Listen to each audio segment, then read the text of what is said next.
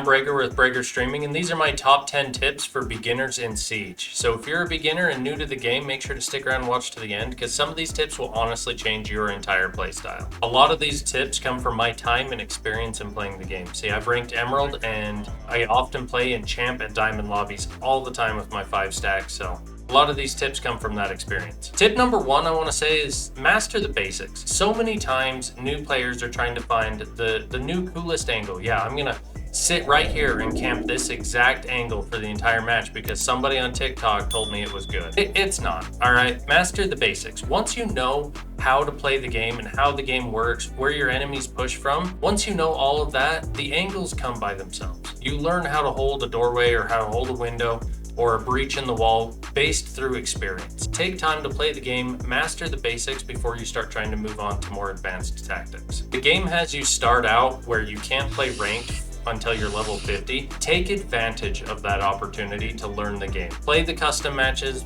play quick matches, I think even standards at some point before you play ranked, and get good experience in the game. Get those basics down, where you should reinforce, where you should rotate, how to tell which direction your attackers are coming from if you're on defense, or how to push a site if you're on attack. Learn the maps, right? Master all the basics, and then start trying to find those neat tricks and the little hidey holes and the cool angles that let you get headshots when nobody's expecting it. Like, that stuff comes later. Stick to the basics. Tip number 2 is choose the right operator. Every operator has like different roles and different styles that they're meant to be played, right? So learn your operator, learn what style. Are they an intel operator? Are they denial? Are they anti-denial? Is this breach? Are they anti-entry? Is the operator that you're picking supposed to be an entry frag operator? What is the objective and the role that you're trying to fulfill? If you're gonna be anchoring in sight, pick anchor operators. If you're gonna be roaming, pick a roaming operator. All these operators have different playstyles based on their speed, their health,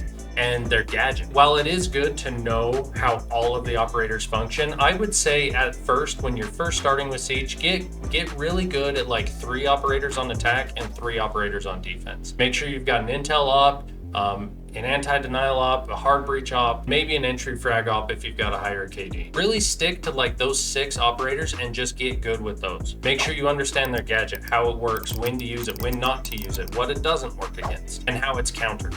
And then how to beat the operators that counter your operator, right? Now that's getting a little bit advanced for some of you beginners out there, but you can learn that. Tip number 3, communication is key. If you don't have a mic with your setup, then use the in-game pings. Ping enemies in their movements, let your teammates know what's going on. And some people will get it and some people won't, but you gotta listen to the communication that's being handed to you, whether watching pings or listening to your teammates. And you've also got to be able to give that information out. Give accurate callouts. Hey, they're behind bar. Hey, they're coming up main stairs. Give callouts that your team's gonna understand. Just saying, oh, they're over there. Oh man, they got me from there. Oh, that was such a weird angle that they hit me from. None of that helps anybody. Or raging off and be like, oh, that was a headshot. I totally had the headshot. Why did it not give me the headshot? And all of that time that you sat there ranting, your teammates went without critical information. You just died, leaving an open spot for the enemy to push through, and your teammates have no idea where that is. Make sure you're giving good communication to your team so that they can accurately adjust to where pushes are coming from the attackers,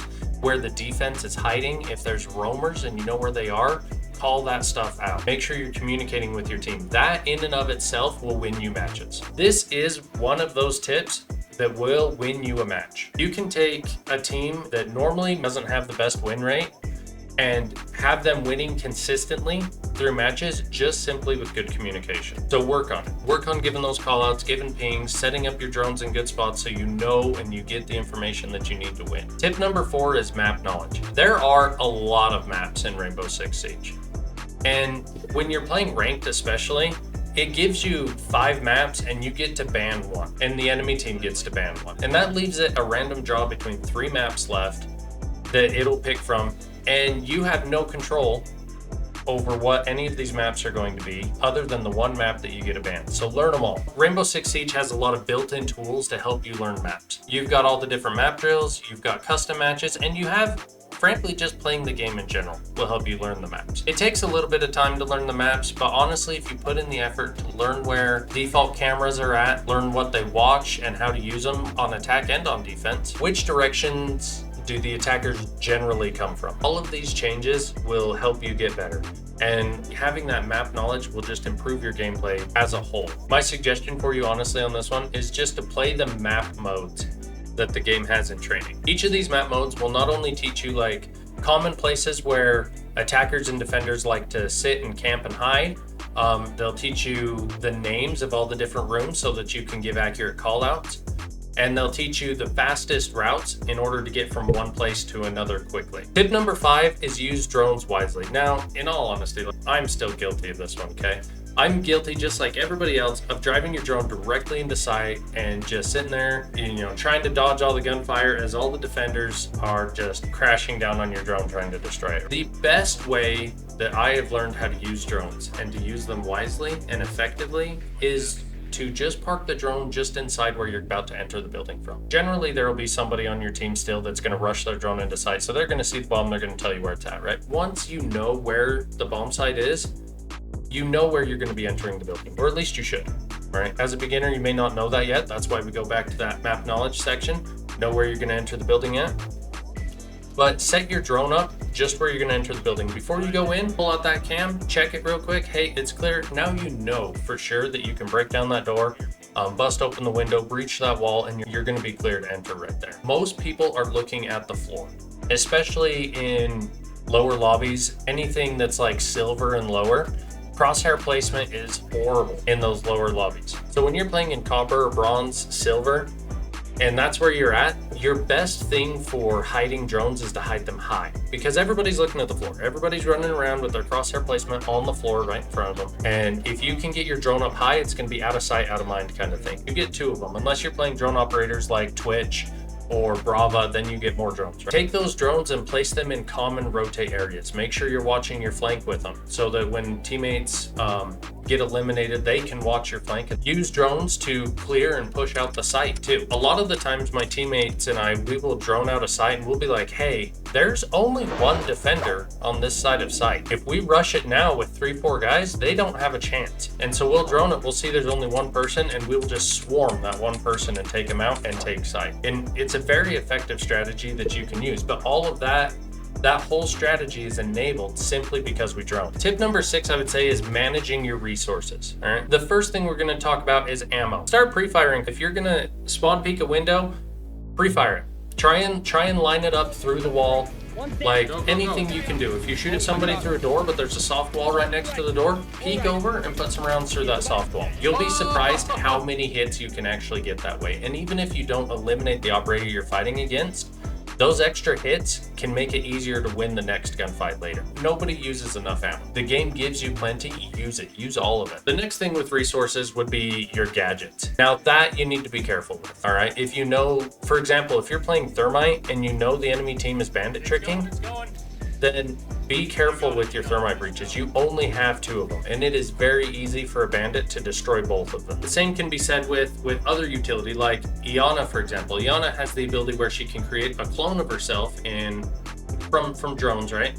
And run around the map and check angles and hopefully get the enemy to shoot at the clone so that you know their position, right? Use that drone constantly. It has a recharge, but the recharge is pretty fast, and you can use it indefinitely over and over and over. There's no limit to it. So many people will play Iana and just run in with a gun because she has a good gun. Use the utility and the gadgets that your operator brings. Also, reinforcements. Plan out the reinforcements with your team where they should be at. We've had a lot of situations where we'll have only 3, maybe 4 guys that play ranked, and so we have to bring in a rando that the game automatically puts in for us so that we get 5-on-5 in ranked. And that rando will start barricading walls, especially in like coastline, for example. Start barricading walls that we don't want barricaded, because we're trying to extend sight out and extend our reach in order to make the attackers have to fight more to get to sight. Right? Knowing where your reinforcements should go and shouldn't go can change the tide of the battle, allowing your defense to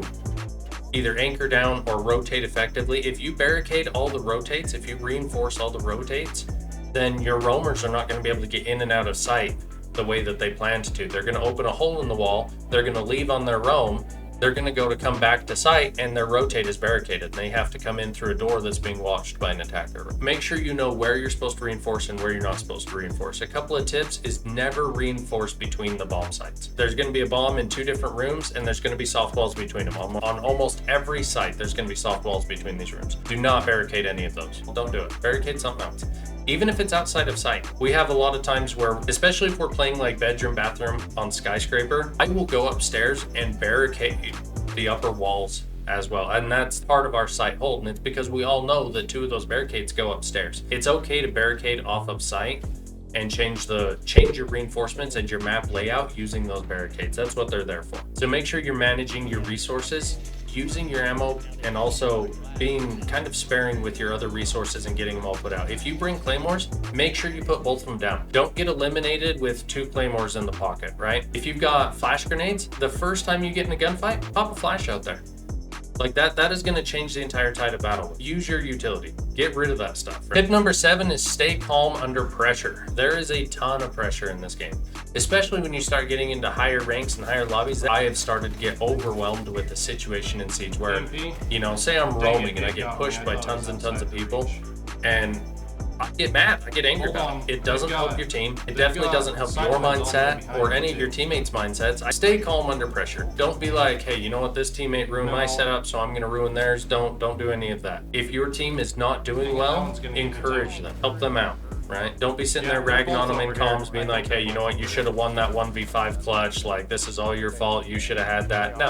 No, all right? It's not just their fault. This is a team game. Everybody's got to buckle down together. If you're struggling, getting picked off one at a time, maybe bunch up a little bit more. If everybody's just losing 1v1 over and over and over, one's here, one's going bunch up a little bit more. Quit taking fights 1v1. Take them 2v1. Have a teammate with you everywhere you go. If you're roaming and you're getting, you know, spotted and chased down out there, bring a buddy next time. Both of you cover an angle. Like, there's things you can do to escape that pressure and to change the battle. But if you fall to it and you let your mindset crumble under that pressure, you're going to lose matches. You gotta stay calm and be ready. Like, there's going to be times in matches where you're going to be asked to clutch up a match. If you're not calm in that time, you will lose it. Some techniques that we have found on my team for helping people stay focused and make smart decisions under pressure, sometimes it's the time clock. Say we're on defense and it's now a 2v1 or a 3v1, our one last teammate's alive. We'll be like, hey, look,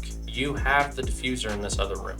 Okay, it's okay if you let them push and take site because they don't have the diffuser. No, it's over here. And that'll give your teammate, you know, your teammate doesn't have to defend that site. They can give it up and protect their life, so to say, in order to win that round. That additional information helps your teammates when they're under pressure, and that information can help you too. If you look up on the clock and you know they still have to plant and there's only 10 seconds left and they're not in sight, back off. Let them try to push in and plant that, and then just shoot the person planting. You'll win the match. Try to remove the pressure from any of the situations that you're facing. It'll make things a lot easier. Tip number 8 that I've got for you is learn from your mistakes. So many times we just go match after match after match after match, and we don't take time to learn from it. My teammates and I recently had a situation where we went back and we actually practiced the setup. We went into a custom match with just the 5 of us. We jumped onto a map, we looked at it, and we're like, hey, you know what? If we changed our setup and instead of doing this, we did this instead, it might help us to win more. So learn from your mistakes. If something's not working, something's broken, you're like, hey, this just is not working, change it. Go back and watch your gameplay. The game automatically records your last 10 matches. And you've got your last 10 matches that are still fresh on your mind that you can go back and watch and figure out what you did wrong. If there was a situation where you thought you were going to win and then you didn't, and you don't really understand why, go back and watch it. Understand what movements your enemies made led to your downfall. This game is not so rigid that there's only one way to do things. We can learn from our mistakes and we can change things and get better. And I encourage all of you to do that as well. Another great source of learning is actually from pro games. They do the 6th invitationals and they stream them on YouTube. You can watch all these pro games live right here on YouTube and learn from the mistakes of pro teams. Like, if you're making pro level mistakes and learning from those, you're gonna get good at this game. Tip number 9 is customize your settings. Everybody knows how to go change their aim sensitivity. Some of the other adjustments I would make would be like your crosshair color. Change the color and the opacity so that you can see through the crosshair